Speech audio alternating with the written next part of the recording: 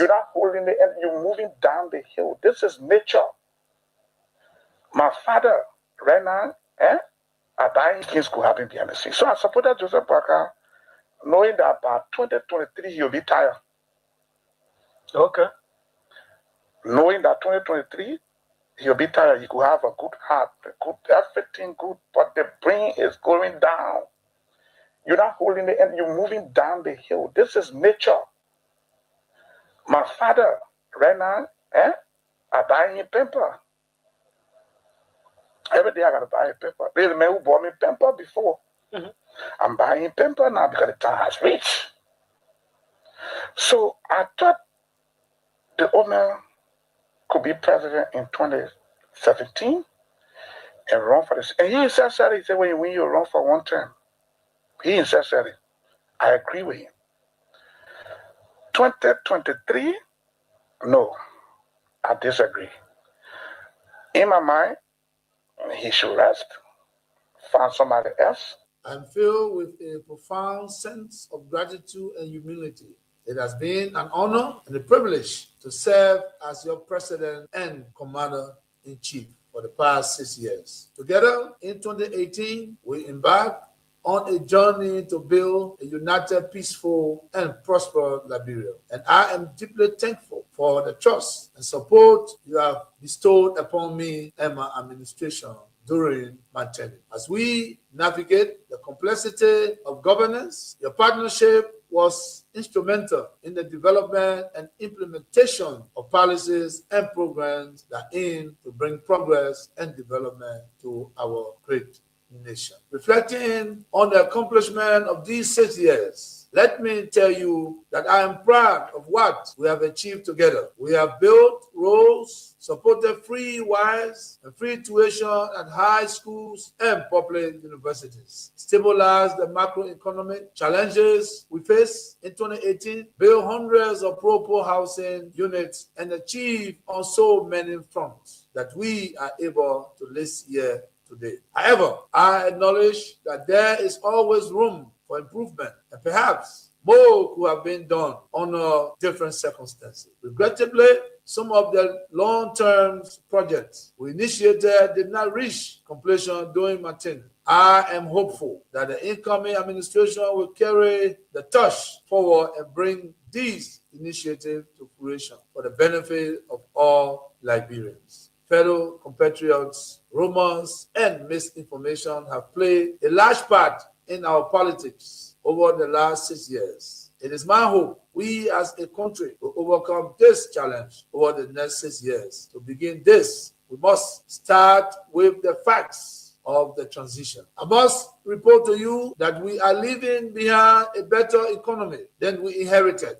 Today, President-elect Joseph Nima Bouaka will inherit a stronger economy than I inherited. There is a bigger net international reserve position than was handed me in 2018. I inherited 94,999,000 United States dollars in net international reserves. And I am handing over to the next administration a net international reserve position of 222,700,000 United States dollars. This is 136% increase in the net international reserve position. The total cash balance in the government's consolidated account is United States $40,044,365.90. In 2018, my government inherited a consolidated effort to bring a new regime. Then we'll sit down with happiness. We go write paper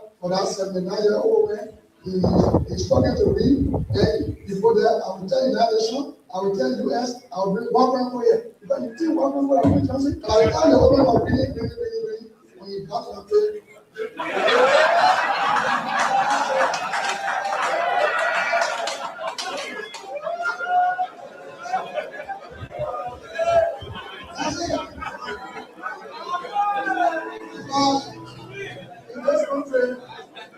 When you elect a clown and you think that he will be a king, what he does is to convert the kingdom into a circus. This is what we must deal with, and this is what we must say. Who do we elect into our public offices? Because, as I've said before, when you allow hyenas to take care of goats, why should you be surprised when the goats are eaten? This is the same. And Africa is only going to realize our potential in all areas when, by dint of choice, we enable and allow our best men and women to serve in different areas. I've heard it being said about Lee Kuan Yew in Singapore. I've heard it being suggested about Mahathir Mohamad in Malaysia. I've heard it being said about Japan. I've heard it being said about other countries, but there was a conscious decision on the part of those individuals and the followership. We always talk about leaders, but we never talk about the followers. The followers must also style up. Africans on average are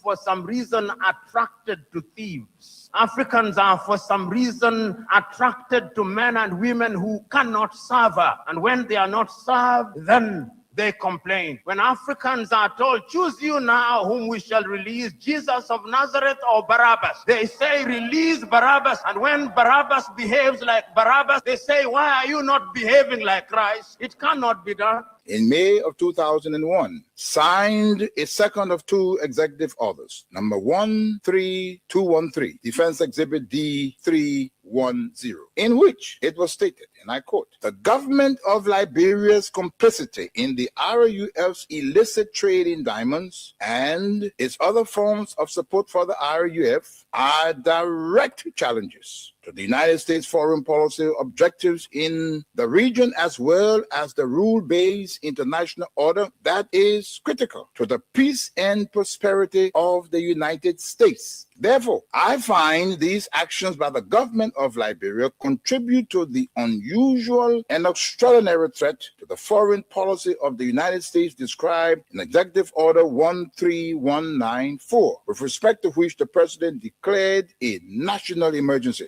This executive order did not say the alleged complicity, it concluded the complicity. The conspiracy was born, all systems put into motion, and here I stand today. I never stood a chance. This is the broader contextual matrix that regrettably did not and still has not seen the light of day in these proceedings, despite the gallant efforts by the defense to unearth and reveal the contextual framework behind the charges against me. Now, with the two executive orders, the dogs were let out, so to speak. What followed was a dispatch of the attack pack led by Lieutenant Colonel David Crane, Defense Intelligence, 30 years, prosecutor. He, Crane, unlawfully unsealed the court's sealed indictment to his handlers, senior U.S. government officials at the U.S. Embassy in Freetown, and was never held to account. The rest of the operational team are Colonel Brenda Hollis, Defense Intelligence, CIA, U.S. Air Force, Senior Trial Counsel, and now prosecutor. James C. Johnson, U.S. Army expert,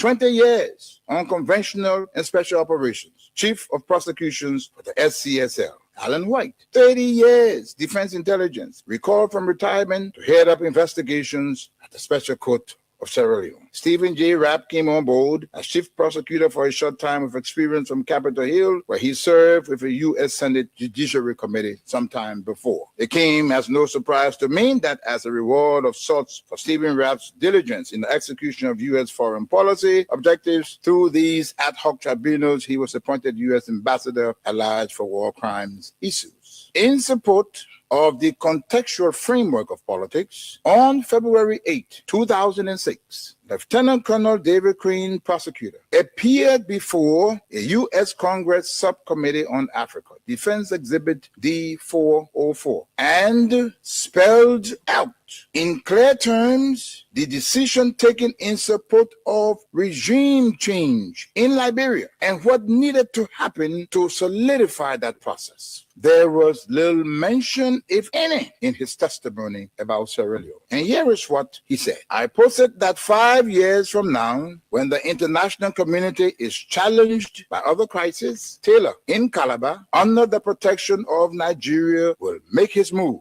We will wake up one morning and watch on CNN as Taylor rides triumphantly down the main street in Monrovia to the executive mansion, daring all of us to come and get him. Unless he is handed over to the special court for Sierra Leone, this scenario is not out of the realm of possibilities. He then asked, how do we assure Liberia's future? And he answers that. Ultimately, he says, what we do about Taylor in the next several weeks will determine the fate of Liberia and the new administration of its president, Ellen Johnson Sirleaf. Crane then sets out several plans, two of which I'll state here. He said, first, hand Charles Taylor over to the special court for Sierra Leone for a fair trial, his kind of trial. This takes him out of the local and regional dynamics that is West Africa. Second, tie any financial and political support to good governance in Liberia. Time does not permit, but the exhibits are present. Not even the Nigerian nation was spared from threats and intimidation, as explained by Femi Kayode, press secretary to President Obasanjo, the Nigerian head of state, who was with him in Washington when President George W. Bush promised, and I quote, to bring Nigeria to its knees if Taylor was not turned over to the special court. And what happened? Obasanjo buckled and capitulated. Now, this demonstrates the significant pressure that was brought to bear on President Obasanjo, irrespective of his personal and leadership obligations to the West African sub-region. And therein lies the dilemma for current African heads of state and government, but how to enter into binding commitments and obligations with the African pairs and remain steadfast, resolute, and unyielding in their fidelity to those agreements in the face of such unrelenting and punishing pressure from powerful Western leaders. My people, where you at? Where you at? Wake up from your slumber, stop slipping. Whip your hands, whip your hands, whip your hands, whip your. Come on, come on, come on. I know y'all sleeping now. Y'all gotta whip us some more, yeah? Okay, let's go. The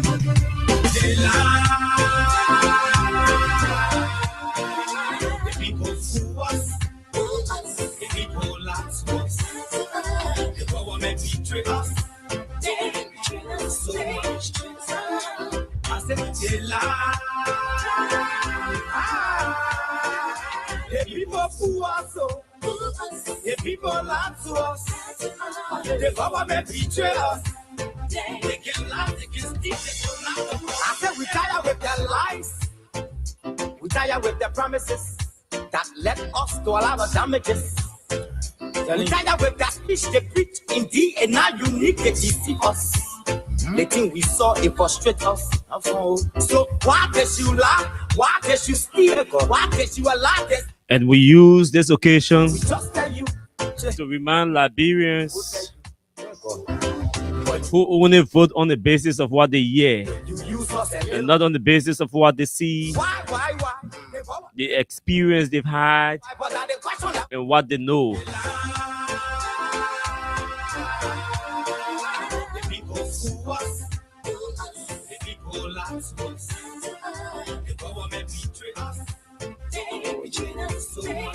But whatever the case is, we are here tonight, back behind these microphones to engage on the real issues. And so what the issues are.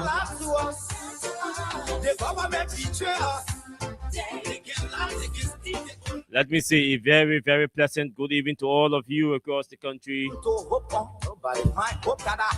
Good morning to you, good afternoon to you, good evening to you, those of you in the diaspora, our friends, our fans, our followers, our critics, and even those of you who do not like the things we say and the way we say them.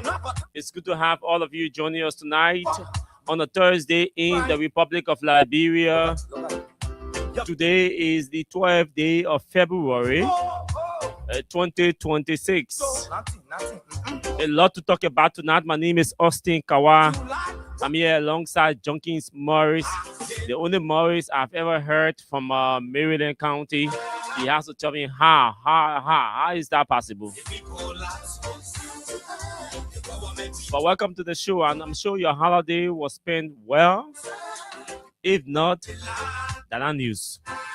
If it was spent well, that news on Joe Baca. This show is called Fredom Hard-Talk. It's proudly sponsored by Crime Stopper Liberia of Omese Messiah. Very shortly, we take a break from our sponsor. When we come back, Junkins Morris will set the pace for our discussion tonight. We will also go to our Facebook Live to welcome all of you joining us tonight.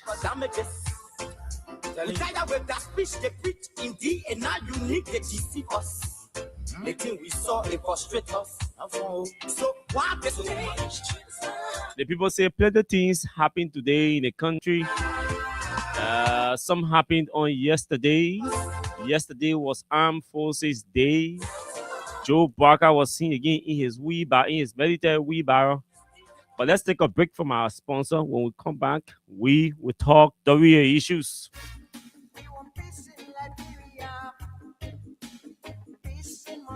Yo, hello. I want to talk about violence. More violence is indiscriminate. It can happen for any reason and to anyone.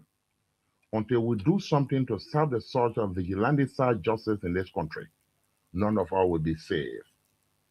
My Liberia is Liberia of hope. In my Liberia, it is possible. Violence is not part of my Liberia. Violence leads to property damage, injury, or even death, as we are seeing in recent months in several parts of Liberia, including Monrovia. Talk to people in your community about violence. Stand up against mob justice. Be a community hero. Liberia is all that we have. We must all unite to uphold the rule of law. This is Old Man Sam Sion, your community crime fighting partner. Thanks for listening. This is Old Man Sam Sion. Thank you very much, Old Man Sam Sion. Grace Moore, welcome tonight. Phoenicia's Junior Bar, Agatha Glasgow, Melvin, Nathaniel Roosevelt, welcome to the show. Helena Wilson is good joining us tonight. Amos Sharif has joined us. What is the house? What's happening tonight? What is bars? Hey, technology. We'll manage it. Helena Wilson, Amos Sharif, Emmanuel Bro, Alfred Morba, Ezekiel Johnson, Roland Tool, all of you, welcome to the show tonight. Isaac Smo is joining us. Alaska P. Favor Morris has joined us. Henry Tool is also following tonight. Stephen Fowler Jr. has joined us. Avin Yoko is following tonight. Sorry, Avin, we have made the correction. Yes, we've made the correction already. This is Fredom Hard-Talk.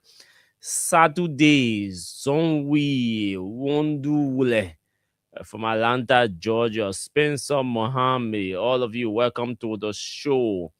Papi Keita.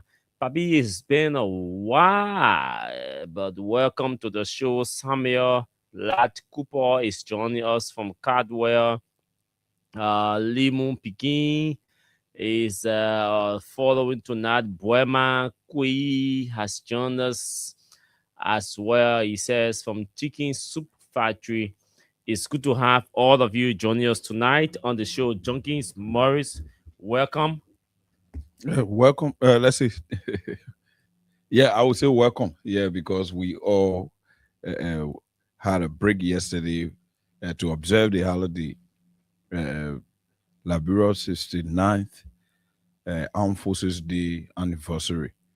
So to our listener out there, wherever you are, good morning, good afternoon, good evening, and wherever you are following us from, we want to say welcome to Fredom Hard-Talk on Fredom FM 87.9.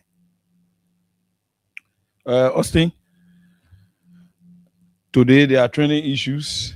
As you may be aware, Liberia is an interesting country. Based on that, we've been following. Before you go to what you want to say,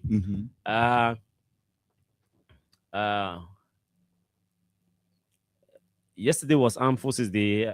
I'm sure you had your own moment, but the people say Valentine is coming.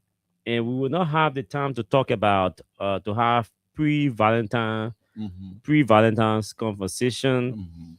We will have the time to have the post conversation, so it's important. Somebody asking me to ask you who you are. I reserve comment. Okay, but you won't say anything to your I VAR. reserve comment. Do you want to say anything to your VAR? Also, I reserve comment.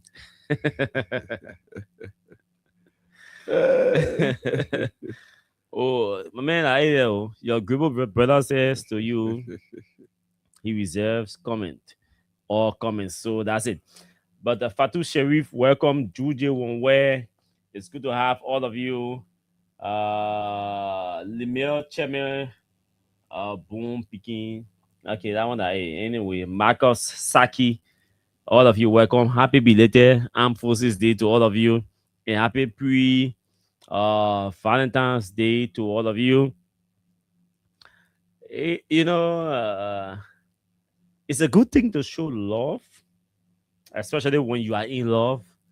It's a good thing to, talk about people you're having, whether it's romantic relationship with or stuff. It gives that confidence. Yeah, it gives that confidence, or it renews that confidence.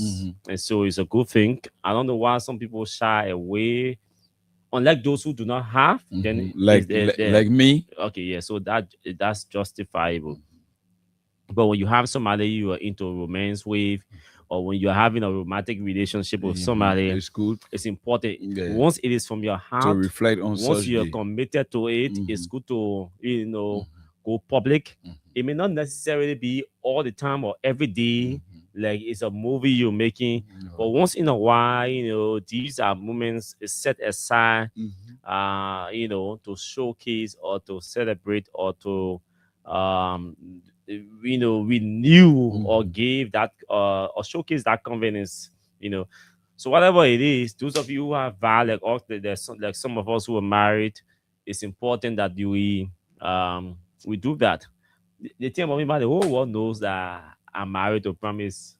So so no, you can't do anything about it. No. It's a choice that we made, and we have to own our choice. Sure. And celebrate our decision, Sure. not to shy away from it. So for me, she my own of VAR. Promise I'm a VAR, Austin Kawa, Austin Kawa, all them so my VAR and that. I'll be behind you, Austin. I'll be behind you. So it's the same with Oliver guy VAR. I'll be behind you, Oliver. Beautiful Nico. I'll be behind you, Oliver. Also. Elisa guy on the VAR. Invisible. When Nimlen has his VAR, his beloved wife, they just celebrated 15 years in marriage. So that's the same Sion Ziba has his VAR. Beautiful Counselor Quebec Sion. That same Sion on the VAR that the whole world knows that Quebec is his VAR. And he cherished her so much, and she cherished him so much. So it's beautiful. It's beautiful. It's so sweet to talk about somebody you're into romance with. Yeah, so nobody should shy away from it. Even if you're who I know you're married or cheating, you're still put talk about your wife there in a public, not anything. You're talking about it like a woman you choose to marry. You're who marry, you still won't be cheating. Having your abandon outside there. You oppose your women, your wives. You oppose them. Even the wives, you oppose your husband. No crime inside. No crime inside. So right. Men will still see the ring on the woman finger and still the men will still won't navigate. Still won't navigate. The men will see the ring. The women will see the ring on the man finger. They will still Yeah. What kind of society is this, man? Everyone, you gotta tell me something about this, because you know a lot about this. You have a lot of experiences. Still so, oh yes, and Abu, thank you for reminding me. Abu. No, Oliver is the youngest. Yeah, in marriage. Abu, when Maggie be, we were looking for food, or in Maggie be to eat on that Sunday, just to ensure that Abu gets married and all of that. And so yeah, so I will remember the man post regularly a Jew picture, but they only Valentine you post it too. Yeah. So we're not ashamed of our wives. We're proud of them. And so those of you who can be running away hiding behind the corner, you don't post your girlfriend. Yeah, just snitching. You don't have to be married to Mhm. post your vibe. No. The fact that you, the man or woman, can muster the courage, the bravery to go to the woman or the man and say, I like you. Or when the man tells you he loves you, then you say, yes, I love you too, I agreed. Then to go public again an issue? That means something wrong. Yeah. Something is not right somewhere. Sure, that's why you have hiding and snitching at one. Yeah, cockroach. Yeah, you can So, do that. You can do it. Yeah, so you gotta stop that thing. Valentine's Day. On Saturday, I will post all your wife name page, your girlfriend name picture on Facebook. Me, I will do all my friends. I know. Yeah, bro, you pull day and a partner together and post it. I'll put a picture on Facebook. I don't want to do it. We put in saying Gary. But let's move. Today is the beginning next week, Tuesday, Jenkins. I might only be on the show from 9 to 10, or I might not be do the show at all beginning next week for some other reasons. We're trying to do a lot of different things. Clary Allison, welcome to the show. Aliyu Kamara, welcome to the show. Jainen Tupa, welcome to the show. So that's it. But we're going to make it true. Probably once we leave where we are, we'll join the show via online or the telephone, and Junkies will be here handling things. That's only for Tuesdays. So yeah, so that's what we are. So what do we have? What's there to talk about today? Are you which team do you support? Chelsea Madrid. Oh, you're Chelsea Madrid. Oh, so you have support Chelsea Madrid. So you see the partnership was partnership. Agreement say no. Okay. But wait, let me do something small. Let me just do something small. I want to do something. Be going ahead. Yeah, basically, we have on our list here today issues to discuss. Mr. Boakai, who is the president, have promised our AFL again and also made a commitment of 600 men, gallant men and women to be recruited and trained in an effort to serve in the armed forces of the Republic of Liberia. And these 600 men and women, according to Mr. Boakai on yesterday, will be recruited from year to recruited and trained from year to 2029. I don't know the purpose for which there is a timeline. What's up, man? Number? Y'all getting one, huh? I'm leading battle 2-0 against y'all getting one, huh? Okay, the man put you on the radio. Oh, they leading you 2-0? Okay. Yeah. The man put you on the radio.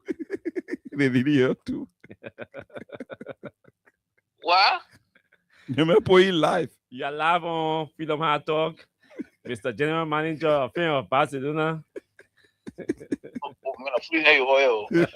I mean, you're radio. No, but how you call me? You know, he call me out. Oh, I just mean, I working so. What's up?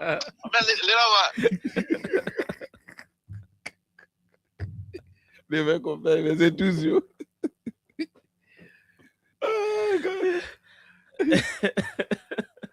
Okay, so what's the other one? So on a very serious note, on our play tonight, Mr. Boakai, Chief Zanzakawa, who serves as Chief of Liberal National Chiefs and Elders, 18 years, is sick, and one of his legs was being amputated, and he's calling on the government to pay some attention to him. It's another issue to be discussed. And President Weah and Benona Yue handshake that is trending. The refusal of President we had to shake the hand of Mr. Uri and hunting Cloud Weir's foundation.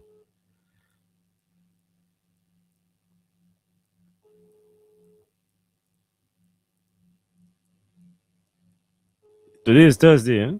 Yeah, today Thursday. Okay. Yeah, yesterday was opposite. They went by the other man playing Smile, you answer a call. Yeah. I will still call him on WhatsApp.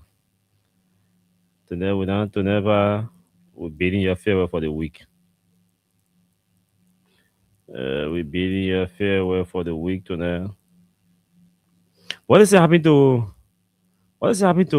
Joe Burger and AFL? What did he say he doing with the army now? He just training people. What did he doing now? Elementary, it says 600 men women from here to 2029. He was particular from here to 2029. So I don't know as to whether they will just be trained to secure the election for him 2029. I don't know. Whatever it is. In fact, he's even talking about expanding the AFL, decentralizing the force by rehabilitating and reconstructing their facilities across the country. And those things, but we will have to equate that to the state of the nation as to what was in it for the AFL before the president makes such pronouncement on yesterday. Because you may be aware there were several errors made by the president in his presentation at the Capitol building. So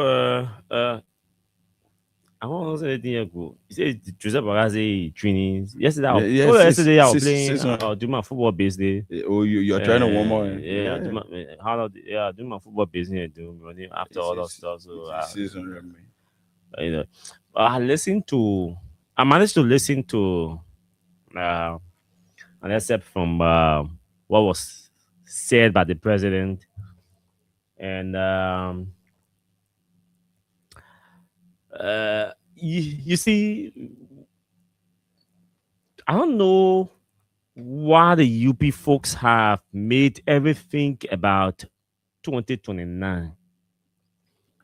They shy away not from making reference or the emphasis to 2029 in everything that is start to policy and all of that. Waka wants to build road. He ties it to 2029. He wants to build school. He ties it to 2029. He wants to brush his teeth. He ties it to 2029. He wants to eat up or soy tomorrow. He ties it to 2029. In Baka wants to take a cold water shower. He ties it to 2029. He finds a justification to give why he wants to take a cold water shower. Baka wants to wear a green socks. He ties it to 2029. Baka wants to wear a green boxer or a yellow boxer. He ties it to 2029. Baka wants to wear a leke or a shoe, a pair of shoes cost $1,200. He ties it to 2029. Even if he wants to renew his pacemaker, he ties it to 2029.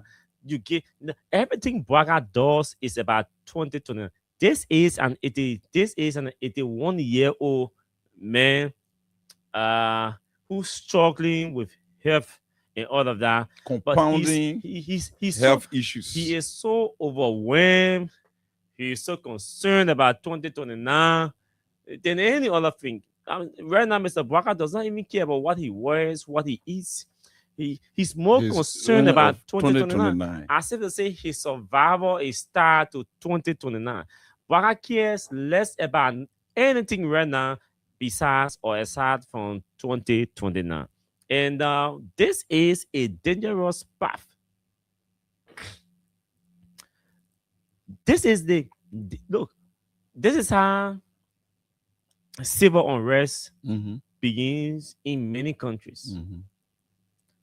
When the president is so desperate about succeeding himself, and he's not concerned about governing to the interest of the people, then it becomes an issue, a concern. That's a concerning issue. It's worrisome that the president is only concerned about succeeding himself in 2029. The milk is too sweet, and the milk is depleting by the day. As the day goes by, the milk depletes. The milk was given to Joe to manage for 6 years. As the day goes back, the milk depletes from the bottle, and he still wants to be sucking the milk from the bottle. So he's not concerned about the remaining the quantity of milk that is left in the bottle for 3 years. He's concerned about who and how will the bottle gets refilled so that he after can continue his 6 sucking. years to continue sucking. And this is a dangerous path for our country, and we have to be careful as a people. There is nothing serious happening in this country when it comes to governance. Real governance, there is nothing serious happening. Everything about Joe Biden now is how will he succeed himself in 2029. And I want to say this tonight. Some of us were not afraid of Joe Biden's calculation for 2029. Under no condition will Joe Biden succeed himself. Let me repeat. Under no condition will Joe Biden succeed himself. That's not going to happen. Biden is a walking failure, well decorated, seated in the executive mansion. No, there's no way he's going to succeed himself. There's no way. And Biden does not have the capacity to use the military, to influence the military to chase opposition leaders or the person who will be declared winner of the election, or intimidate the National Elections Commission, or compel it to declare Joe Biden winner of the election in 2029. He doesn't have that capacity. No. The military will not do that. They will not do it. Our elections in 2029 will be about integrity, about legacy, about achievements, about peace, about reconciliation. All of those will form part of your legacy package that you will have to unveil to the people on your campaign tour in 2029. Anything falls short of that will be a rejection at the ballot box. And Joe has to be told, you're going to 82. You should be more concerned about your health and good governance, or governing well. And leave the rest with us, the voters. Focus on building our roads and expanding our roads, stabilizing our electricity, putting food in the homes of family members, and all of that. Upgrading our education system. Even if you will build a standard or a system that will drive us into standardizing our education and upgrading and building the quality of our education and our teaching staff and all of that, that will be a legacy that you will use to campaign on. Even if you will start building or expanding our dam to increase our electricity capacity from 80 megawatts, I will say the McCoffey Hydro is supplying like Morovia, I should say. That will be a legacy that you will have to unveil as a foundation. And those legacies will serve as a foundation for you to campaign. You will stand on those legacies. They will form the foundation. You will stand on it to campaign. You will not depend on the guns. The guns will not take Joe Biden to the executive mansion. It's impossible. And the military folks, It's far-fetched. I told people every day, I'm not worried about the military, because the military will not get involved with our elections. Unlike when our sovereignty is under threat, then the military will get involved. Anything outside of that, the military will not get involved because there will No. be surveillance to resist the military. Definitely. That one we can say for free every day. Sure. There will be surveillance to resist the military. If the They Gabon will not scenario get want to involved with show our elections. the Guinea-Bissau Just scenario, stop celebrating these things. We don't want Joe Biden want tie it to military, militarizing the state to rig election. No, far-fetched. the military will not do that. Even if they want to do that, they will not do that. But I know in my mind, they're not even thinking about siding with Joe Biden to rig elections in this country. The training they went under, and the training they're still going under. Yes, there are some of them who have their side, but the real men, those gallant men in arms, they know what it is to protect the sovereignty of a country. If they don't know anything, they know what sovereignty is. To anything that poses threat to our sovereignty, they are obligated under constitutional obligation to neutralize it, those threats. quench it. If Joe Biden will be a threat to our sovereignty, the military is under obligation to be preempted in neutralizing to that neutralize Joe Biden. They honor obligation.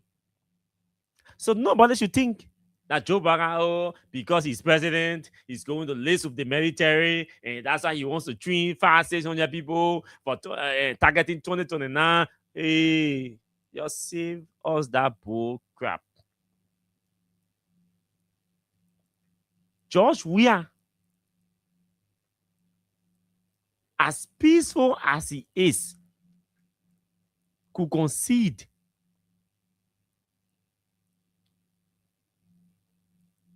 Joanne said, okay, I concede. We know that Joe Biden is ambitious. We know that Joe Biden is desperate. We know that Joe is evil. But even the evil man has a boundary. Has a boundary. All evil men in the world have met their Waterloo. Yeah, Waterloo. Then at Joe Biden, there will always be a Waterloo for evil people. Yeah. And we all will be there to take all those evil forces in the UP. Gavin said, Gogota. There will be those evil forces that Joe Biden, who's leading them, but there will be men, not in arms, but in patriotism, in nationalism, to stand to the arms, to the face, the mouths of the arms, to resist any attempt to temper over our peace, or because somebody wants to be president for another 6 years. Forcibly. So it's not going to happen. I don't go to bed worrying about Joe Biden rigging election. That's not part of my list of things that I'm even concerned about. No Liberian should be afraid to go into bed thinking that Joe Biden will. Yes, the intention may be there, but he does not. Joe does not have that proclivity. But he needs to be facilitated. He can't go across that red line. If Joe Biden wants, let him take Katumu Bwaka and make her neck boss. Then he made Joe Biden Jr. your deputy. Tama Bwaka, the other one of the commissioners. You take the other one, Anthony Bwaka, who you put him there. You take Rhoda Bwaka, my good friend, you put her there. You put so Bwaka on the commission, you put in there. Let's see what's going to happen. You take Fatu Bwaka, yeah, put in there. Let's see what will happen. Or if you're like, you take Brandon Samuka.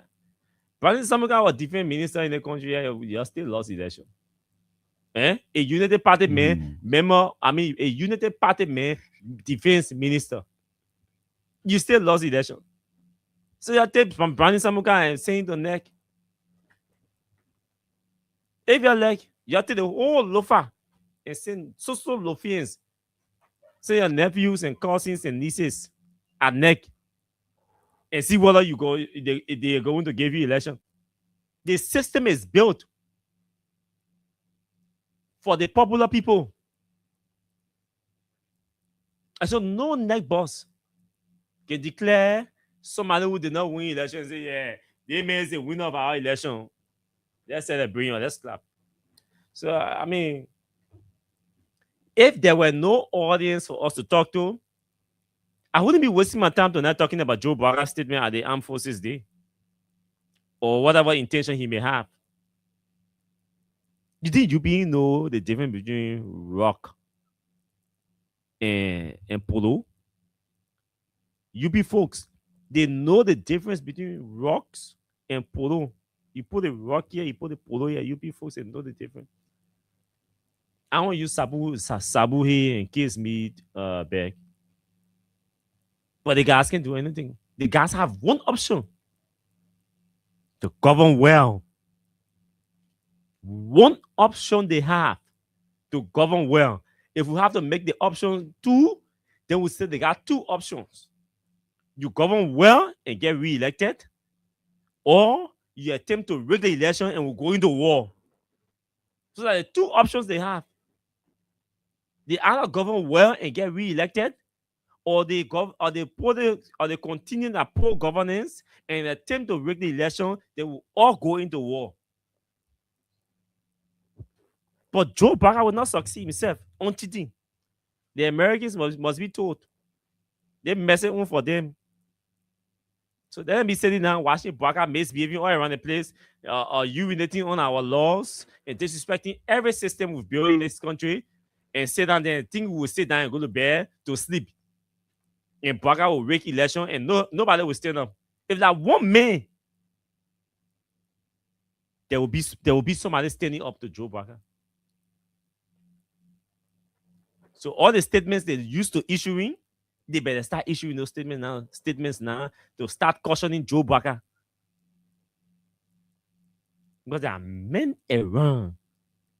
The young people, the masses will rise up against the guns from the barracks to safeguard the returns from the elections. That we can see. If we will say that every day, that Baka is not made enough to rig any election yet. If Baka is re-elected, it means he will be re-elected on the numbers that he attained from the ballot boxes. And those numbers will come as a result of his achievements as president for 6 years in this country. Nothing else. Nothing else. So joking, that's not joke. Big joke. Serious joke too. That Barack go drink tea and suck joke to milk. be serious. That Barack continue sucking and milk and go sleep. I go sleep. You can do rack in the country by attempting to rig election. You let him go sleep. Yeah, Get rig election. Because we starting not from a yard or the executive mansion at 2 places he will be. Yeah. If the thing he came to the embassy, we'll go to the embassy. So he can't do anything. Are you be talking about recruiting members of the armed forces of the Republic of Liberia? You tie to 2029. To 2029. There is a political campaign group or a the political military that political campaign group. You setting up a first-time voter the campaign team. You setting up, or which one you setting up? The military is a force for good, forever and ever. Amen. To the die. You know, us saying that not tie them to a particular political deadline. That what Greek can do. So after blinding your eyes. After 2029, the men and women in arms. You know, the 600 men and women. Cease to exist. It means that their time will be expired. That political positions they will be obtaining. That nonsense that happened on our CDC, where people that yaya then were they arrested or adopted and kept captive and all of that in Lofa, on the guardians of Francis Yimani. Even as internal affairs minister, you know that nonsense can happen. Tomorrow, say you have election, that nonsense can happen. He knows that. He knows that. Two things. He may not be internal affairs minister, or he may not even be living. I can see that thing every day. That thing that happen, you take people putting in red t-shirt, black jean trouser, but the student were control the police, they do anything. It take people in Lofa, people go camping. peacefully.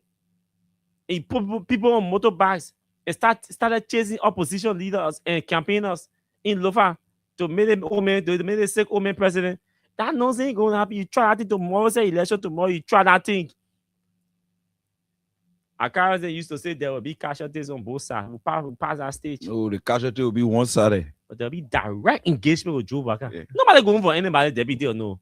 Because of him. So he better govern well or focus on governing well. And keep the AFL out of your political notion that you will succeed yourself 2029. AFL has nothing to do with politics. That thinking is void ab initio, Mr. President. You are not being taught about. So just, go to bed. Maybe before going to bed, you can suck someone out milk again. Like you people have already abandoned Chief Zanzan Kawa, a man who served our country for 18 years. And also, it will surprise you to know that Chief Zanzan Kawa is right now crying on his sick bed in a local clinic here in Monrovia, when President Boakai, who claims to be a traditional man, is the president of the Republic of Liberia. Mr. Zanzan Kawa, the chief of the traditional council of Liberia, 18 years. His wife, in fact, served as representative for 12 years.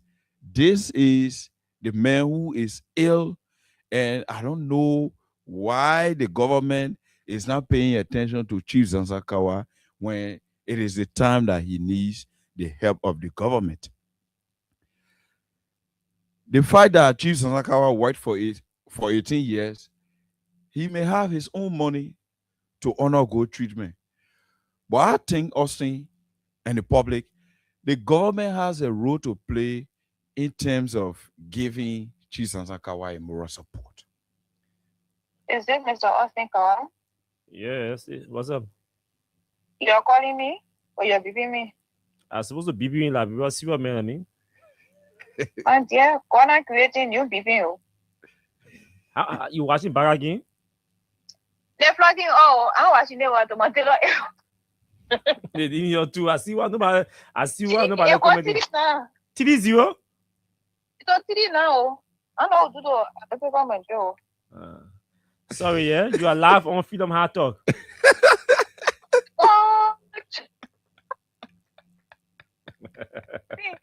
I'm done with you. What?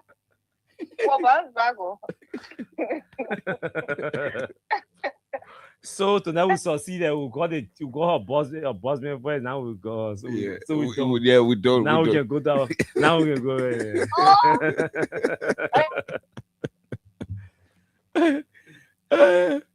Yeah. So you're in flag. Yeah. So Austin, to be honest, I think it's about time that we give the necessary moral support to Chief Zanzan Kawa. Is somebody who served the country. What's the issue? Chief Zanzan Kawa, because I just see you like you panic, you surprised on the Chief Zanzan Kawa issue. That he's crying on his sick bed for support from the Boakai government.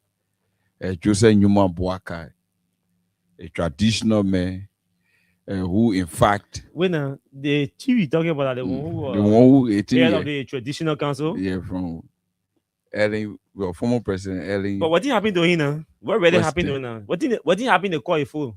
That the issue then it had not been disclosed. Only after the full call now before in calling for help.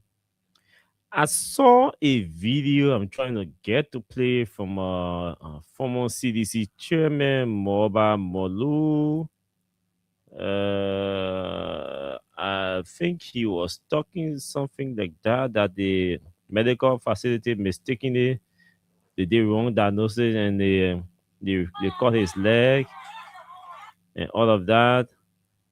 I'm trying to get it and see whether it's in relation to that. I think that's what he was talking about. If that's it, then it is scary and concerning. Mm-hmm. But I share it somewhere here. And I don't know whether I can find it anyway, but I think I came across a video that I shared here, but the guys didn't produce that video. Yeah. But we go ahead, be talking. Let me see what I can Yeah. find. So Austin, I think it's concerning. Chief Sakawa needs the help of the government, and we want to take this time. He's a statesman. He served our country, no matter the circumstance. Let us see how best we can chip in, at least to relieve him a bit of the trauma that he's undergoing. In fact, I want to believe Okay. the appearance of government officials, even it doesn't have to be President Boakai, but government officials who are in this government, where or Chief Zanakawa is admitted, if they can appear in my mind, it is psychologically and psychosomatically relieving. So going to visit him also is required under moral support, and I think the government will need to take a stand as a government, because we are not talking about an ordinary Liberian. We are talking about the former chief of the elders of our country, our traditional chiefs and elder, the boss man. So it is not Check it. an ordinary Let's person. play this. Chief Zanzakawa, who has been very, very, very sick, and we received a call from a clinic where he's already been held or been treated. He was taken to the GFK Medical Center sometime last year, November. And then he was admitted and was diagnosed with diabetes according to the medical report from the GFK. And then at some point in time, the sickness, his illness became severe, which led to complications. Again, I'm quoting what is said to be a report coming from doctors at the Joint Medical Center. So they amputated the leg, and then afterwards he was discharged. But when he was discharged, he was in very, very much terrible condition. The situation was so bad that a good Samaritan decided if he is sent home, he may most likely not make it. In fact, JFK has said that he had short time to live, and he was discharged without prescription drugs. He still had air sores all over the body, and so a good Samaritan healthcare worker told the family to bring him to a clinic because of the severity, the deplorable condition of me that he was undergoing at the time. So that's how he ended up here. And he's still very sick, but it is by far better compared to when he was at the Joint Medical Center, where they gave him up for death after amputating his leg without sufficient medical care.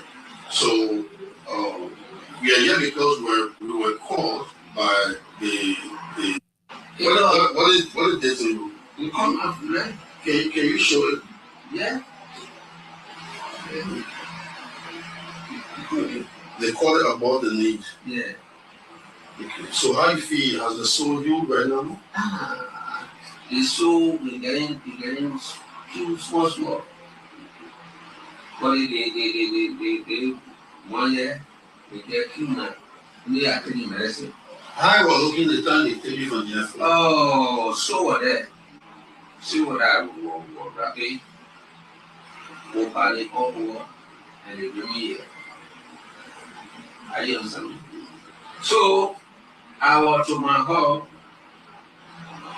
I got planning to my home. I am on a sugar patient before. You had sugar patient before? Before. I am on a sugar patient before. I just get sick and I went on where I see myself at GST. GFK. Yes. You see your sugar. You see I get sugar. You say you call your phone. You call my phone. When you don't call my phone, you climb my car with that. Oh, control you say yeah. So my children then, I lay down and my children then walk after me. Walk after it. You see the paper, the sun, the thing, the dark. But I will call my son here. So the paper, the sun. I go and they come and fall. They call it fall. No good medicine. They do our hair. No good medicine. I will lay down there. Almost 1 month. 1 month. I'm going to be the GSA. The GFA? Yeah, 1 month there. 1 month and few days. I'm really from there. Then they tell me, they say, we come to discharge you. After you're all right now? No! My body, you see my body said you cried. My body that so. I got best soul off over here. Best soul. Okay. I got it. Okay, so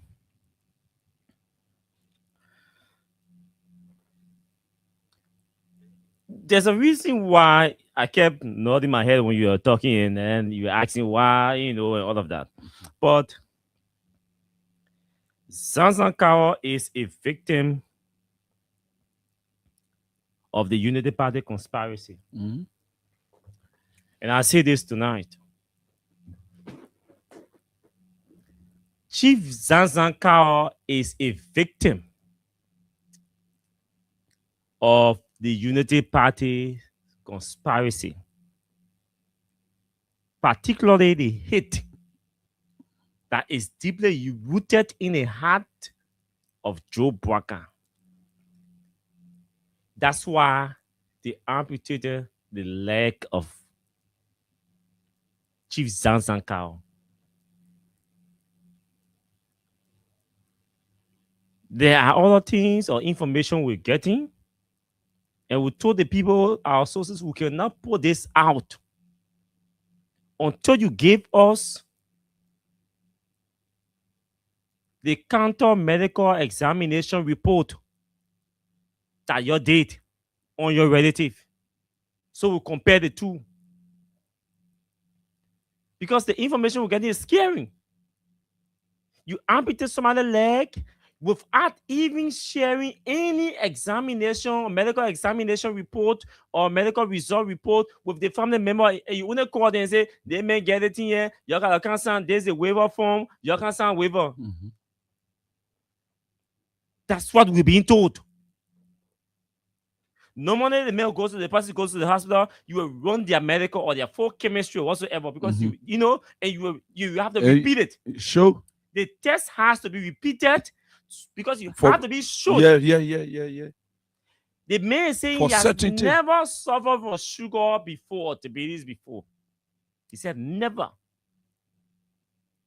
That one, that's not anything. A person you've never suffered from something before, or diabetes, The first time you go for test and you can be probably diagnosed. because you didn't notice it and Mhm. been breathing on and breathing on. And so you when did not it hit, test. thank you. When it hit one time, it hit and it breaks you down. So that one is possible. Yeah. But he said he's never been treated for diabetes before. Coco that cutting your food. Never. He just phone and said in the hospital. Then they say, we got to call your level. So call your children can. They give them waiver phone to sign. The children sign waiver phone. They call it full because they say when you not agree to call your phone, they will go in your heart. Then you will die. The diabetes. No medical examination report given to the family members. Nothing according to our source. That's how we demanded that hey. The other one they're telling us, we say no. We can go there, but we cannot reveal your names, and you want your names to be revealed, but we will not allow when you're telling us to talk until you give us documents. Yeah. Because if the family is claiming that they have alternative medical examination that prove otherwise to what JFK did, then we need then it is the scary, but we family's need it. documents so that we compare the two. Yes. So we are waiting for them. If they share with us, we will share with you. Mm-hmm. But it's important. But I can say to you that Chief Zanzan Kawa is a victim of Joe Barker's hate. I think he was one of the Joe first Barker person did not removed want- from his position. I mean, Joe Barker did not want Chief Zanzan Kawa at all. He believes that he sees Zanzan Kawa as a sedition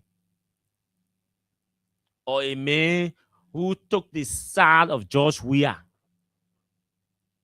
So he is supposed to be treated like an animal.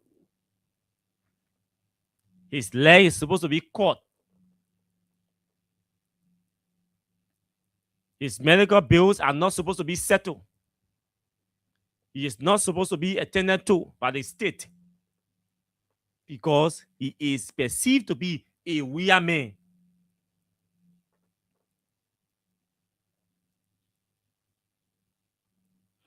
But you see, I always remind Joe Barker about Jenkins Scott, the late Jenkins Scott. No offense to his family members that are alive, but I always remind Joe Barker about Jenkins Scott. When you have power today, and not only Joe Barker, the younger folks in government presiding over state security apparatus who think that they have arrived and they are the all powerful, they can do anything, they can entrap anybody, they can incriminate anybody, they can chase anybody, they can target anybody, And where they can are harm anybody, perpetual. they can destroy anybody, that they are going to be there forever and ever, amen. The story of Jenkins Scott, I always use that to remind government officials. No radio man will sit down behind microphone and remind me, because some of us were not lovers of government jobs. And I say this every day: Georgia comes to power, you will not see my name on a presidential appointment list. You will not see my name there. Because some of us, we prefer surviving on and in the private sector than chasing government jobs. Today, you think the power that you have for 6 years, you are considering 6 years to be 30 years. And I make reference to some of our CDC friends who used to say that 12 years, 12 years. Some of our own CDC friends saw us like not their equals. Beginning CDC who I'm older than, who were assistant ministers and deputy Ryan, they saw us like they are picking. They were not peers. They have arrived. Even though realistically we're not peers, so we be better for them. Someone born 1992, 1993 beginning. You go to the office of the bosses, they look at you like they don't know you from anywhere.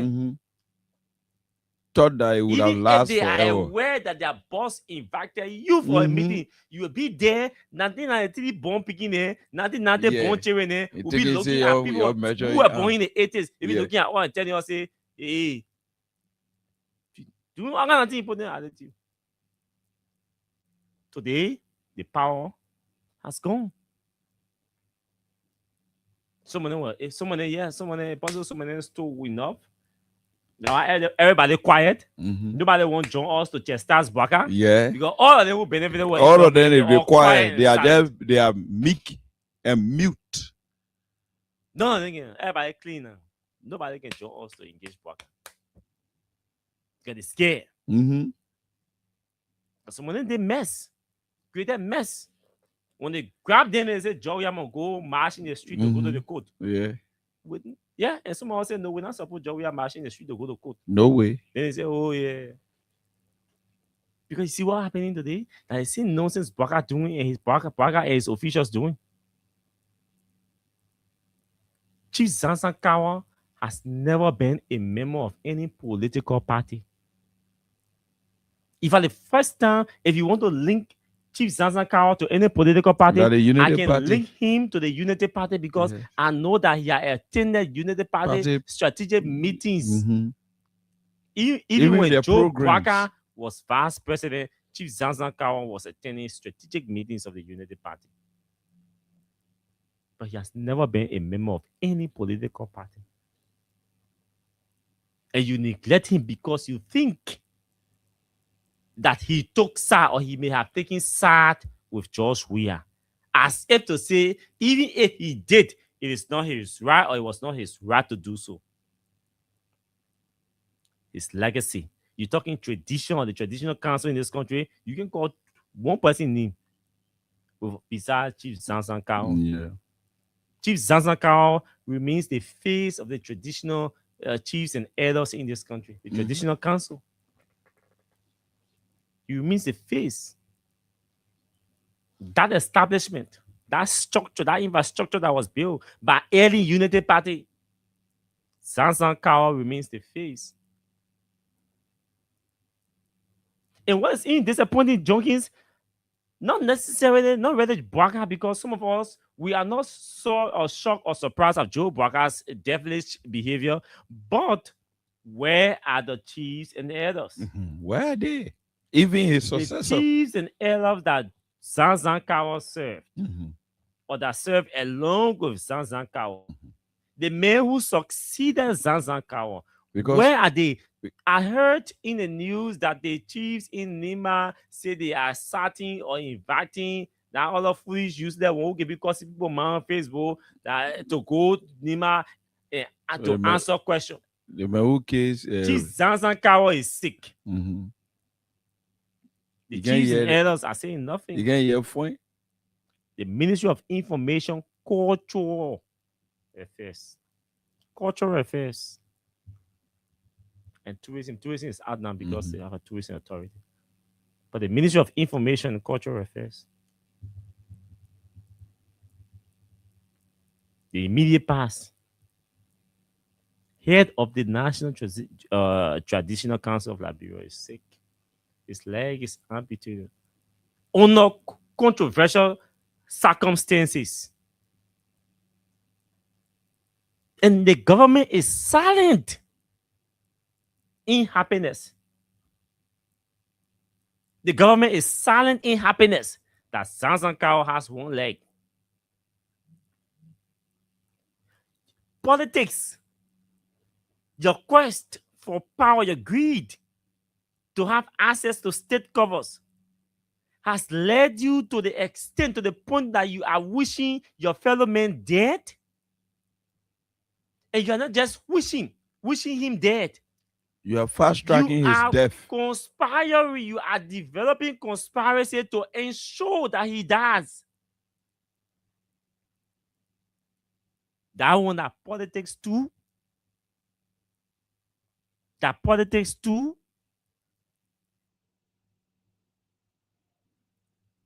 Folks, Joe Bwaka is really, really, really a friend of the devil.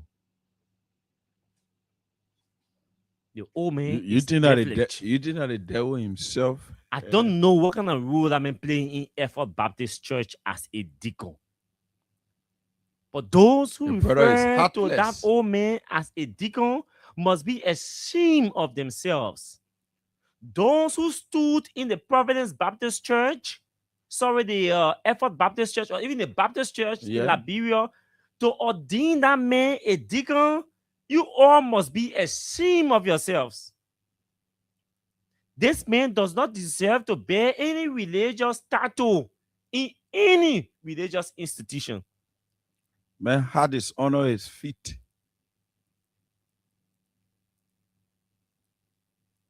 A man's heart that is covered, shielded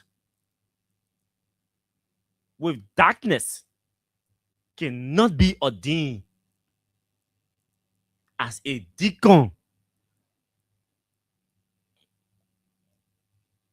in a Christian church.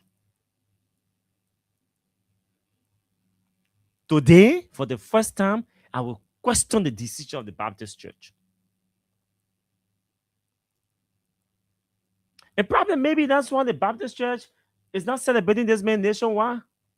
That's why the Baptist Church is not even owning him. Because the Methodist Church owned former President Ellen Johnson Sirleaf. They were proud to identify nationwide with President Sirleaf, with George Wright. They were calling him George Wright, heading to different churches and things to honor them, to celebrate them. They were not afraid The church was not afraid to identify with them. How come they Job? Probably that's the reason why the Baptist church is not even identifying with him publicly, because of his actions. Mm. The man is not a peaceful man. He's not a reconciler. He's not a leader. He's an evil character. He's an evil man. Sazakao dies tomorrow, God forbid. Joe Barra will not even attend that funeral. Man is vindictive. He will not go. The man hates Joe. I mean, he hates Zanzankao to the bone. You let us see the old man. You president Joe We Barker. will beat on him. And some of those who get small senses around him may say, that Jack go show face. Or they might want to use third party or 10th party to go identify with Zanzankao tomorrow because we are talking about it. Shame on all of you. Shame on you, Joe Barker. You bear hate in your mind, in your heart for your fellow man. But Barker, you will die tomorrow. It's inevitable. It's inevitable. You too may get sick tomorrow. We are human beings. We don't have control over these things. For a man to die, it is destined by the Bible. It is scriptural.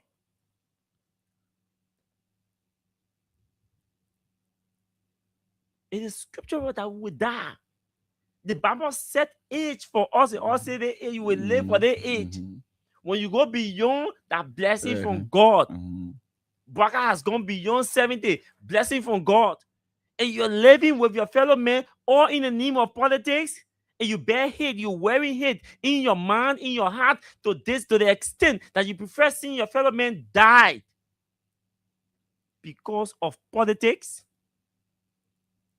He said because he supported George Weah, or he believes that Zanzankao may have supported George Weah. The only hate, the only wrong thing that George Weah has ever done to Zanzankao was to keep him as traditional chief. The only bad thing that George Weah ever did to Joe Barker, was to have won the election in 2017. That George Weah biggest wrongdoing there. That anybody who associates or affiliates with George Weah is considered an enemy, public enemy too. Public enemy.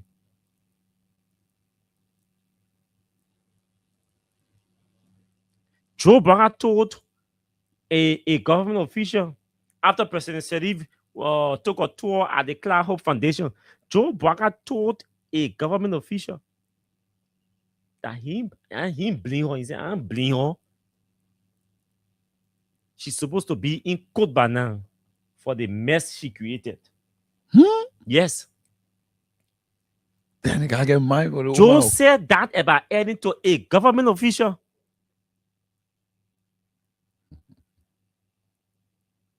That he don't blame Eddie. How are you thinking that the country for him?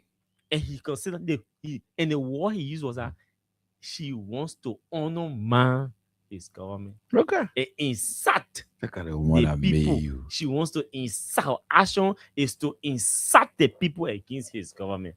He said any action by going to the Cloud Hope Foundation is to insult the opposition against his government. The guy is an Joe ingrate. Barker said that rubbish. He's an ingrate. Joe is an ingrate. Government official.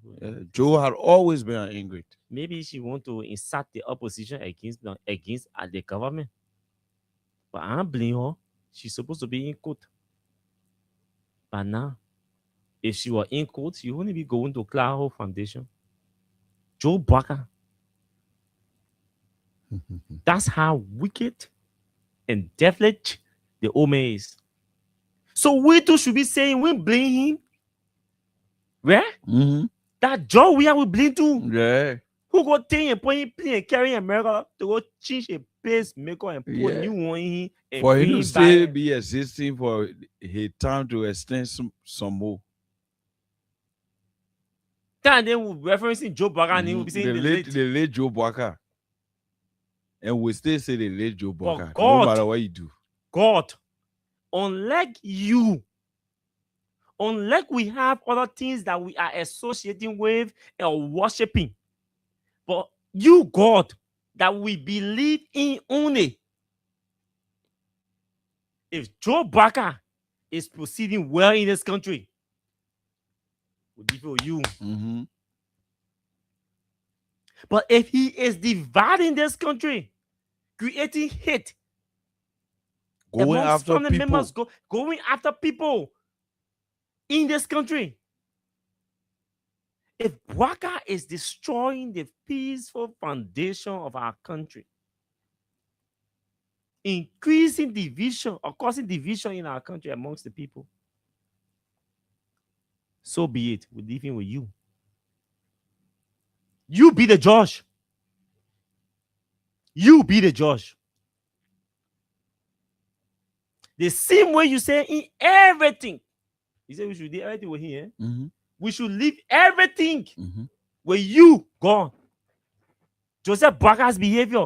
I repeat, if Barker is governing well, we leave it with you.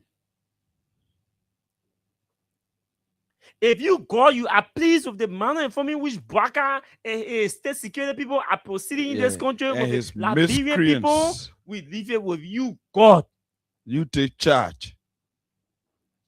Tonight, we leave Barker with you, God.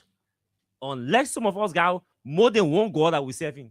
But if we have only one God that we depending on, and you know from our hearts that just one God we depending on in our lives, and are you, and you know the level of confidence and trust that we have in you and nobody else, we leave Barker to you tonight.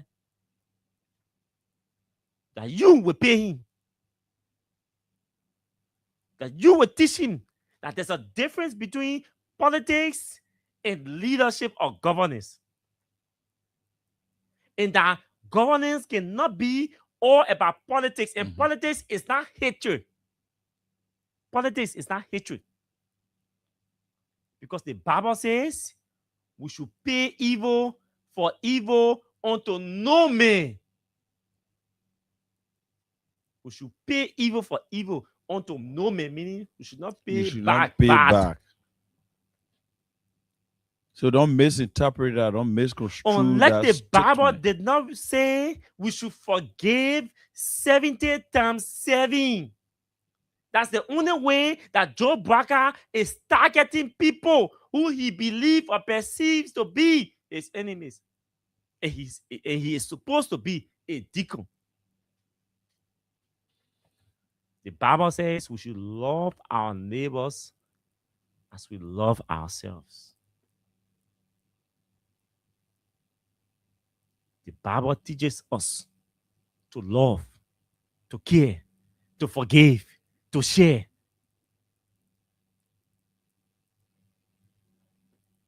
How come Joe Barker is a deacon in the Baptist church? And he's governing in this manner. The Bible teaches us to be at peace with our neighbors. There's nothing in politics, no political doctrine that requires anybody to wear hate till death. As wicked as Genghis Khan was perceived to be, when he died in the manner in form he died, some of us were on radio and criticized President Sirleaf and the government for not attending to him. We can't be crying that we are a Christian nation, built, funded, surviving on Christian principles. And we are ignoring biblical references and requirements and considering our own personal feelings and emotions to govern the state, and we expect to grow. How is that possible? How is that possible? That we cry all day. We create hate for our Muslim brothers and sisters. We try to ostracize them from the society. We try to humiliate them and intimidate them in some places, public places. We try to fight them because they are not Christians. We try to deny them access to certain state infrastructures and positions because they are not Christians. Yes, because they are not Christians. We believe that man is not supposed to be president for Liberia because he's a Muslim. We believe this woman is not supposed to be speaker because she is a Muslim. We believe this boy is not supposed to be chief justice because he is a Muslim. We believe this person is not supposed to be foreign minister because he is a Muslim or she is a Muslim. We believe this person is not supposed to represent us as ambassador to the United Nations or the US because he or she is a Muslim. We bear these beliefs in our minds. In the 21st century, we bear these beliefs in our minds because we chase these people out. We link our Islamic brothers and sisters to Guinea and every other, and Sierra Leone and every other dominant Muslim state around our country, surrounding our country, or bordering our country. With the mindset that the country was funded on Christian principles. Then I asked, what are the Christian principles? Where are they? Who is driving those Christian principles? Or who is supposed to be driving those Christian principles? The president, the head of state. How is he driving those Christian principles that the state was built on? Where is he driving them, if there are some? Where are the Christian principles? Let's see them. Is there the Christian principle is a Christian principle to bear hate in your mind for your citizens? Is a Christian principle to pay evil for evil? Is a Christian principle to lie? Is a Christian principle to steal? Is a Christian principle to corrupt? Is the Christian principle to bribe the judiciary and lawyers to target people from the opposition? Is that the Christian principle we're talking about here? Is the Christian principle to deny our Muslim brothers and sisters from contesting to be representative or speaker or president or foreign minister to get appointed? Is that the Christian principle? Oh, the Christian principle is only to deny Muslim people from becoming president. That the only Christian principle no to deny Muslim people from becoming president, then yeah, Liberia was built on Christian principles. We said Liberia was built on Christian principles. Then I asked, where are the principles? Where are the Christian principles? All my Christian brothers and sisters will only point to one. And that one principle is to deny Muslim people from becoming president. The dash and see, they swallow it. Yeah. So what's about the 10 Commandments? Thou shalt not bear false witness against your neighbor. You disband a whole Jewish panel because because they refuse to bear false witness against Fonanti and Desi Super and other people. So you disband the whole entire Jewish panel because they questioned a lot of questions were not leaning your way. You wanted them to bear false witness. You conspire with the police to doctor a report that did not even link anybody to any arson case. But because your mouth author is arson, the state police is supposed to prove it in the court. Where is the Christian principle? I ask every day. The only time we know Christian principle in the country that when Muslim men won't be president. But guess what? When a Muslim man he succeed to be president in the first round, in the second round, they can be chasing after the Muslim man for his support. All the Christians who were crying like built on Christian principle. Now the Muslim man want his support now. You see them chasing the Muslim community for vote or for support. Yeah. At that point, Liberia was not built on Christian principle. When they want Muslim votes, At that point, Liberia built- egalitarianism. yeah, that democracy for the people, by the people, and of the people when they want the Muslim vote. But the Muslim man is contesting. They say Liberia was built on Christian principle. They say, they're opening prayer, Effort Baptist Church, closing prayer For United Methodist Church. for the Muslim community. Any imam or any imam, They're doing a political yeah. turn now. Political turn. But when you go to state function, then it becomes different thing. Even a state function where an imam will be called out to lead the prayer, government officials will be murmuring. They don't abide by the protocol. When a Christian will go and say, pastor will go and say, may we bow our heads. Yeah, then they are in line. They say everybody will bow their heads. When the imam goes to say, let's say they are Fatiha also, nobody wants to open their arm or position themselves with their arms open to receive the blessings from the imam. They believe it is wrong. They not. So I ask, where is the Christian principle? Deception. People are fake. Blasphemy. The Bible is against that. We blaspheme ourselves and think we are blaspheming God. Yeah.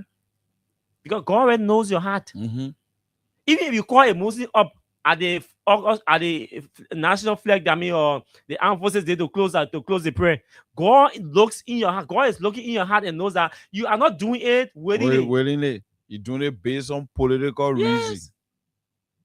But the deacon is supposed to know that one because he is a deacon.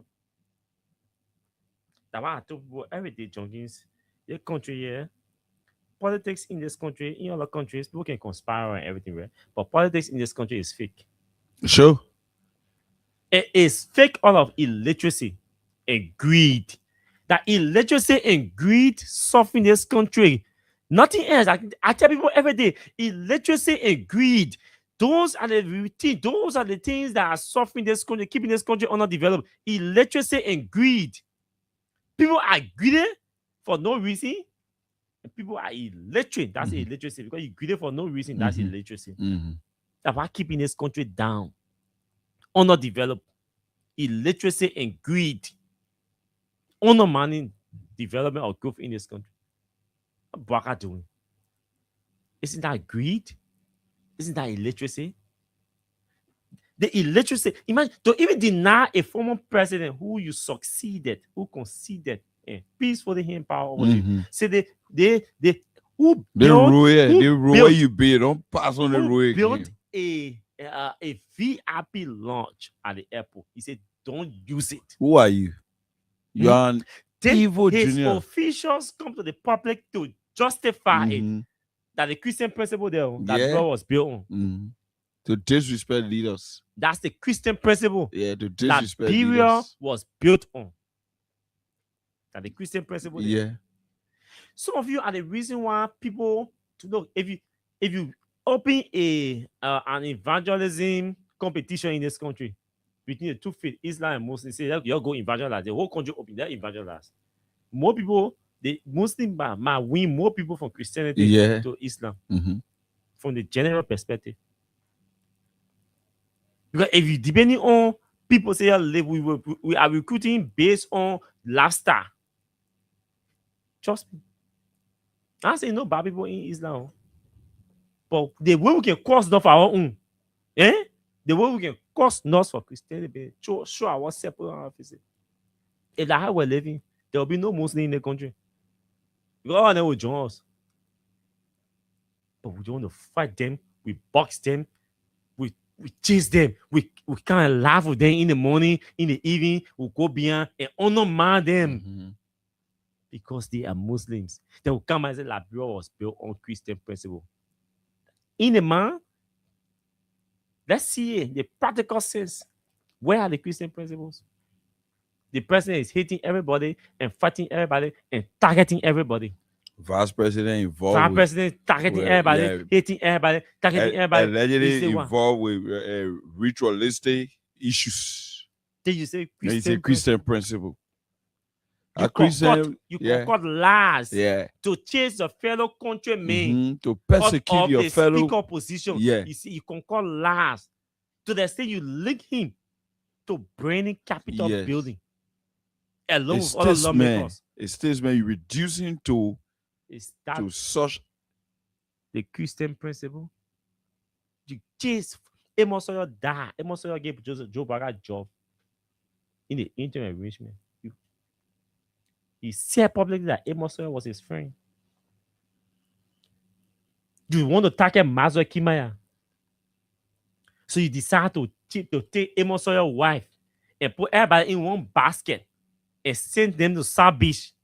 Only because you want to target Mazur Kimaya and you think you feel embarrassed to target him alone. So you see that grab all of them and put it in jail. You tell your friend woman put in jail. So she not know anything about it. Was not on the office. She had no role to play. You send Comfort Sawyer to South Beach because you want to target Mazur Kimaya. That's the Christian principle there. You send it to South Beach, the answer now, you can't go through the case. Government say they got evidence. They can't go to court. They can't carry evidence. The case just down. That's the Christian principle. Somebody can't tell me Joe Parker is a man of principle. Joe Parker is a peaceful man. Joe Parker ain't there nurse. Joe Parker is a deacon. Blah, blah, blah, blah, blah. I beg you. Man, I didn't. Go ahead. Yeah, also, you know my advice to the man who succeeded Chief Zansankawa. Our people say when a hunchback man die and they go and bury him, all the other hunchback people can go there to see how they were laying down, whether they were laying on his stomach or on his side or on our hunchback. So you are now the head of the traditional chiefs and elders of our country. There was somebody in that position before, and there will be somebody that will succeed you.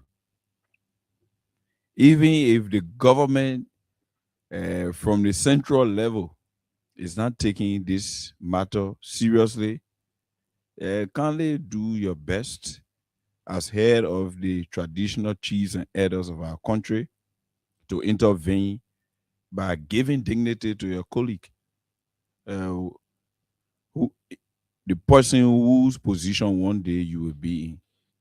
Meaning you, I'm not saying they will call your photo, but you may be no more in that position as the head of the traditional chiefs and elders of our country. So any other support, whether moral support or financial support, this is the time Chief Zansankawa need you people. You're trying to show him some clear-heartedism. And Mr. Boakai, you know, President Boakai is a joker. Are you aware that he's in Addis Ababa? He went for the AU summit in Addis Ababa. But Mr. Boakai, my problem with Mr. Boakai, he criticized former President Weah of traveling with many people, and he described that when he was in the opposition as wasteful spending. Today he's traveling with Kula Fofana, Mamaka Bedete, the Mo Ali, and you can name the rest, to go for African Union Summit. What role Water and Sea will be playing there? I'm gonna go alone though. Mr. Boakai, you will have to do the needful. You always think that you will continue to be president. Since you took the office of president of our country, you just taking the country to be your personal property, going after individuals who have served this country with dignity, persecuting people who made positive impact in making sure that our country can transform. And you think since you are not being supported by such person, so that person should be brought down by all costs. If the person is doing business, you make sure that you bring that person business down. If the person is a lawyer, you make sure that that person does not practice. Mr. Boakai, to the extent that you know most of the pimping riders always support the CDC and President George Weah. Because of that, after taking power, you fool the young people to carry out all of the formalities relating to their legitimacy and legality as per riding and plodding the streets of Monrovia and, so to speak, the Republic of Liberia. People register their backs. People carry out all of the different formalities to include insurances and other things. At the end of the day, you decided to stop them from running to the places that they're supposed to run before they can make money to feed their family. Like, it is a vindictive posture from you, Mr. Boakai, based on the fact that those people supported Mr. Weah, you decided to go after them. That has to change. The young people don't have jobs. The little thing they're doing to put food on the table for their families, you decide to take it away from them. Today, we are discussing Chief Sansankawa. You are showing no interest. Mr. Boakai, instead of dealing with those things that matter, you are going after things that do not matter to Liberians. Mr. Boakai, why will you be going after Claro Foundation when you need to face the bread and butter issues that Liberians are faced with? Liberians now, in fact, some of the motorbike boys that were running around town making money, they were helping families. Maybe you could equate one motorbike man to winning bread for about 10 persons. So when you have already done that by crippling other people's survivability, and you stay going after the few people that they got in government and other places, how do you expect Liberians to survive? I want to say this to you, Mr. Boakai. If you keep pushing it to the limit, it will definitely have a reverse. And the trickle-down effect of that reverse will not really favor you because you do not have the psychological strength to withstand whatever backlash your reckless actions may bring on our nation. So, Mr. Boakai, do your his best. name is Junkins Morris. To lead the country well. Do your best to lead the country well. Sure, the country Austin. well. And that's fair enough. 0776 104 104 0886 500 104. Those are the numbers to call to join the show tonight. Let's talk. You have enough time available to you to talk. 0776 104 104 0886 500 104. Plus WhatsApp 231. number is our WhatsApp number is active on plus 231 886 500 104. So yes, let's talk the issues. Sansankawa is sick. The former head of the national is that Liberia Traditional Council or the Traditional Council of Liberia, former head, the Sansankawa is sick. They call the man there. But like I said, the man should die where he left. I think He's not Liberia going there. Council of Traditional And Chiefs and Elders. where's the and so those are that's the main issue we spoke about tonight. Plus other stuff you want to talk about. Okay, 0776 calls are coming in. Where do we start taking the calls from? Your end? Yeah, on Okay. line one, we have our first caller. Go ahead. I'm Spanish SK Dominic from Pastor County, Chutokin Farm. Let's hear you.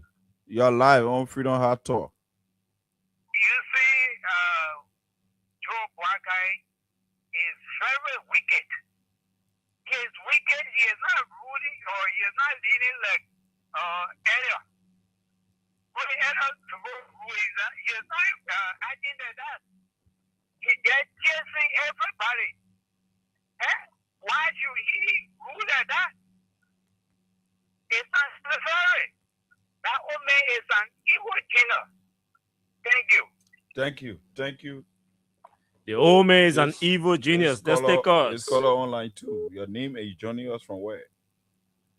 Good evening. Fredom Hard-Talk. Yeah, this is for the actually calling for Grand Bible County. Go ahead. Yeah, I hear you people saying the government of the workers stopping the movement not to be president. No. Hey, nobody said I am. Nobody said that. No. Let's correct that one first. So what you do? No, so let him say what he heard. They will correct him and he make a point. Then you can be corrected if you need to know anything. Okay, I want to say something. Go ahead. Okay, nobody deny moving man not to be president in this country. As far as this is a Christian nation. This is not a Muslim nation. My man, call me off. This caller online 3. Your name is joining us from where? Christian nation is stealing all around Christian nation. When you call, you lower your monitor. Hello? Yeah, go ahead. You know you're calling on the radio. Lower your monitor. Yeah, I'm Abraham. And can't see if I'm going to lie or not. Yeah. 30 seconds. This caller online 4. Your name is joining us from where? Yes, my name is Cable Copsy, joining you from Grand Bassa County, Latrobe District 2. Let's hear you, my brother. Go ahead. Well, thank you very much for the topic on our discussion this evening. What I do want to say is that plan is a calculated plan concerning the former Constitutional Council of Liberia. The government has to see how well and best that it will contribute to the army itself. Most especially the army is very sound that they are not taking care of our grandfather and from District 2, which is district that the man here from. I'm the political leader of the CDC. But that is a calculated plan because the government said that the man was signing with the CDC.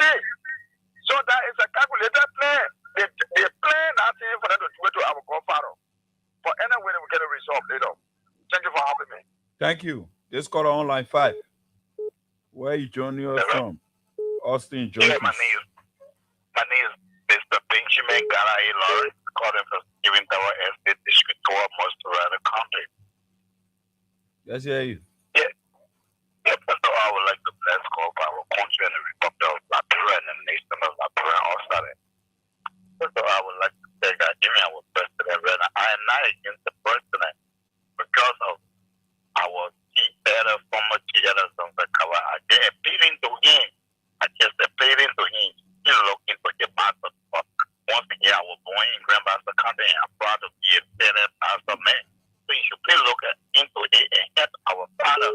No matter what happened, he's been in the position before. Even if they become president, let us see him. We are not rising against flesh and blood, but against prince and power and power. So let him look at our party. Let him help me out. He's the man, just like you said. He shouldn't do the thing of partiality thing. But Zanza Kawa is our father. And represent we the bounce of people. And he always there will let him help. He is now a president or doing this one, but he is a Liberian in front of the 15 counties. Let him help me out. But hello. Y'all the Bassa people too. What are you guys doing to help him too? Y'all have senators and representatives and superintendents and public officials in the government. The Minister of Commerce is from Grand Bassa. So what are you guys doing as Bassa people too to help him? That's why when the people call the phone, we help him. No matter what happens, no Tomba for his bad guy. He belongs to us and he represents us from state of town. But we only appeal to our president, they ain't look into his matter. No matter what the pastor what we do, he ain't forgive or they ain't help him. That all we appealing to him, we all to our him. That's how it belongs to all. From District 2, even that's how even the senator are where they are passed all in Grand Bassa County. I had to be born in Grand Bassa County. Anyway, so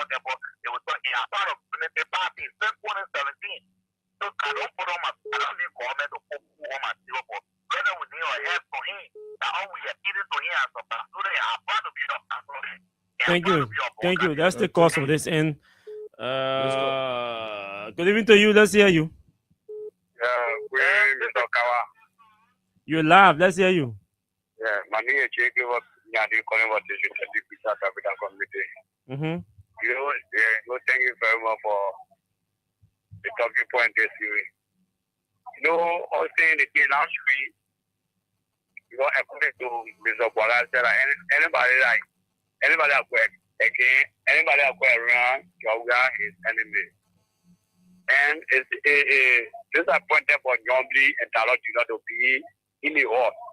See that follow, but I will put their follow forward. Our proper so or explanation to the family that and they come a panel, the men have served the country.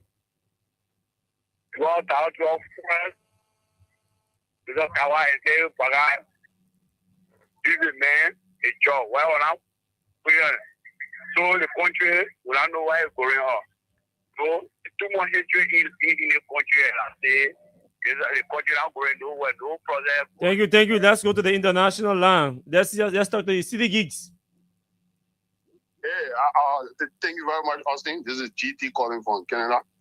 And Austin, I did want to speak to the issue from Chizanza Kawa. Mm-hmm. So it's very sad to see what is happening to him, especially like when you serve your country and you find yourself in a health need, and you find yourself in that kind of position or that kind of situation right now that is happening to him. This is just a clear example, warning to people working in government. Mm-hmm. Because today, you're in government. When you leave government tomorrow, similar thing will happen to you. If you get sick, you'll be in that situation. Sure. And I can bet, if Chizana Kawa stay in government or in the same position, you are not going to be what? Probably you're going to go to India or somewhere they're going to send him for him to get treatment and thing.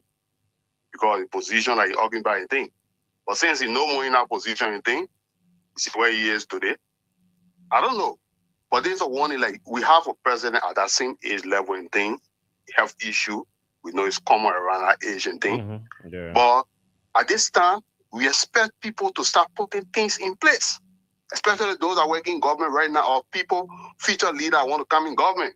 Because there should be some insurance policy and thing that will be set aside and thing. That if you find yourself in that situation and thing, maybe a little $20 and thing are cutting from your pay, or a little $15, $2, $3 are cutting from your pay and thing into some group policy plan and thing. At this time, you need it. Maybe it'll cover you maybe $25,000, $50,000 health insurance and thing for you to go get treatment and thing. They should think about that kind of thing. That's a fine because idea. those are why our people, I tell you something serious. Look, our parents work in the government and thing, when they leave on there, they can't even get an FPA, they can't even get an insurance and thing. But when the people can get called one time, they can take insurance money, take it, go back out here. All the money and thing the people keep on. Oh, Musa Brown, kick you off the line, my brother. Musa, welcome. My man, first of all, thank you, and have my sympathy, my man, for our former Senator Dev, man, Senator James Momo. Oh yeah. Yeah, man. He passed this morning. Yeah, well, Austin, when I saw yesterday the former chief zoo of the Republic of Nigeria, Zanzan Kaba, lying on the safe bed where Moroba Wanlu went to visit him. I saw it like, is there nobody in government that knew that Zanzan Kaba is sick? Look at the place, even the place where Moroba Molu went to visit him. Appalling. Yeah. This is a man that served our country. So you see some of the things we can be talking? That wouldn't have been under a leadership of His Excellency President Weah, that you will see that man, he looked at everybody that served the state to be respected. That's the kind of mind he has. But I tell you what, this government prefer to pay tribute Mm-hmm. than to help him. Like you said, you were asking the people, Nyombli not aware, Nyombli is aware. But Darius, they don't told the people that the men are fake medicine men. You can't do anything, blah blah blah. So how do you expect they don't and to come in to help? Well, they don't already told you the men are fake medicine men. You see? So this is the kind of control we have. Like you said, when you were speaking, you said something. You said if President Baka is leading this country in a right direction to bring joy to our people, to bring relief to our people, God is going to bless him. Look, we, the citizens, can also lay curse on him. People can say, oh, pray for your leaders. How do we pray? For a leader that inherit grudge, for bad leader, that engraved grudge, wickedness in his heart, for anybody that disagree with him. Mm-hmm. How can we? And then you got some of our brothers, people we think we should be, that supposed to be looking up to, are the very people that stay in the open and say, I'm the one that can advise him. Like one of our brother, by my family. Like he spoke to Jiffy Kroma memory honor. You see? So our country is at the crossroad. Austin, it is about time that you guys continue to push forth these messages and our people continue to gravitate towards the messages, and then we continue to pray that God remove. Because with all of what Saul did in Israel, when God got ready, God removed Saul and brought in David. Mm-hmm. Okay, and God is about to remove Saul over Liberia. Yeah. And he will extract Joseph Boakai. So Boakai. God is getting ready. When he extract Joseph Boakai will get to know that he led people. The people that Joseph Boakai leading are the people of God. We belong to that country. Every Liberian has a right and belongs to that country. It's not him. It's not the Republic of Boakai. So if Joseph Boakai won, let him make Katumu Boakai the election commission chair. And then he take when he ready, you can appoint the people can remain the army chief of staff can remain in his position, so appoint him as on the commission. When they go into the army chief because they questioning nephew. Yeah. And then everything they just carry them, they put them on the when they go in, they can care, but they gotta stand there. Joseph Boakai will leave Liberia 2029. Except the God we serve is not a living God. Except what Joseph Boakai is doing is not denigrating the livelihood of the Liberian people. Joseph Boakai is intention, except God is not looking at his heart, but it's God looking at God will drag Joseph Boakai. Joseph Boakai will feel the wrath of God, and that wrath will be upon him in 2029 by the power of our votes. Thank you, and God bless you, Scotty. Amen.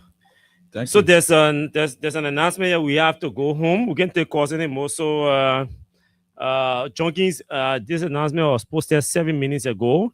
Announcement of committee to raise funds for Chief Zanzan Kawa for immediate release. Chief Zanzan Kawa, the revered Bassa traditional chief and former head of the National Traditional Council of Chiefs and Elders of Liberia, has been battling illness for over a year. Can you imagine over a year? And imagine I did not even know until I saw the video from Malu. I've been following. Unfortunately, his condition recently resulted in the amputation of one of his legs. During this difficult period, Bassa citizens from all walks of life are rallying together to extend helping hands to our chief while he is still with us. We are hopeful that each of you can make a meaningful impact. No amount is too small. To ensure a coordinated, transparent, and effective process, a structured team has been constituted to lead a focused 2-week fundraising campaign to raise financial support for the ailing chief. To demonstrate commitment And to jumpstart the effort, the chairman, Toga Alexander Bearden, has announced an initial contribution of Liberian dollars 50,000. Official mobile money numbers is here. We're going to read them.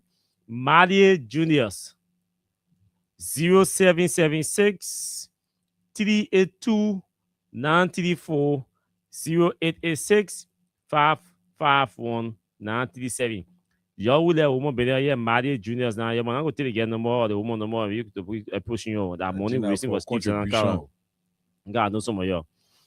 Additional contribution platforms such as Cash App and other means will be as we fully coordinate that. But for now, and given the short time frame we have to function, let's kind of use these numbers available, the numbers available. For full transparency and accountability, all contributions except for those who prefer anonymity will be published with the amounts contributed. Regular updates will continue until it is feasible to formally submit the funds collected to the ailing chief. There will be one core meeting in the WhatsApp group while the executive team will meet from time to time to guide and supervise the process. Mrs. Julia Duncan Cassell and Maddie Juniors will coordinate on payment reconciliation. To join the WhatsApp group chat, the stuff is here. Those of you Basa people and Liberians who want to join, go to the Facebook page of Toga Alexander Bearden. You see the announcement there, and you can join the WhatsApp group chat to make your contribution. The structure of the fundraising committee is as follows. Toga Alexander Bearden, chairman, Mrs. Paula Montgomery, co-chair, Mr. Tommy George, member from the diaspora, Solomon Watkins, member, Civicus Basiga, member, Zumayo, member, D. Afonso Somada, member, Mrs. Maddie Juniors Johnson, head of finance, Mrs. Vivian Ines McGill, ex-official, Mrs. Julia Duncan Cassell, ex-official, on finance, Mrs. Ruth Coco Collins, ex-official, Mr. Abraham Whitty, ex-official, One Bassa Gallery, Mrs. Madeline Harris, ex-official. Signed, Mr. Octavian Williams, official spokesperson. Thanks to all team members who have accepted to work together on this noble cause. Let us unite in compassion, cultural pride, and solidarity to support one of our own. So that's it. I'm going to share this on my page. For those of you who may be struggling to get this announcement from Alexander Bearden's page, I'm sharing this on my page now, so you can access it from there and all of that. Junkies Morris, we're taking our week's break, and how do we leave the people? Yeah, so we want to say thanks for following us. We'll be with you on next week. Remain responsible citizens and make sure your rights and responsibilities are properly balanced. Don't always be thinking that you just get right. You also have a responsibility to this country. Thank you for following, and we want to say goodbye from our end here. Until Monday, we'll see you. Thank you to all of you for watching, listening to us. We shall be back here next week by God's grace.